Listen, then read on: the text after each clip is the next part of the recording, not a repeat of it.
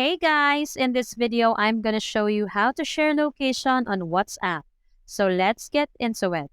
First of all, open WhatsApp.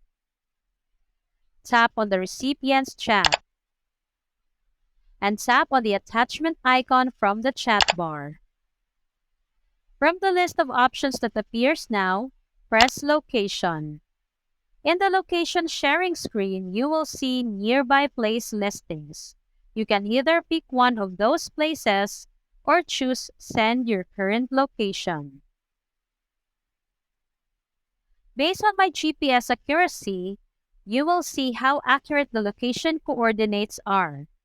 In my case, my location is accurate to 13 meters.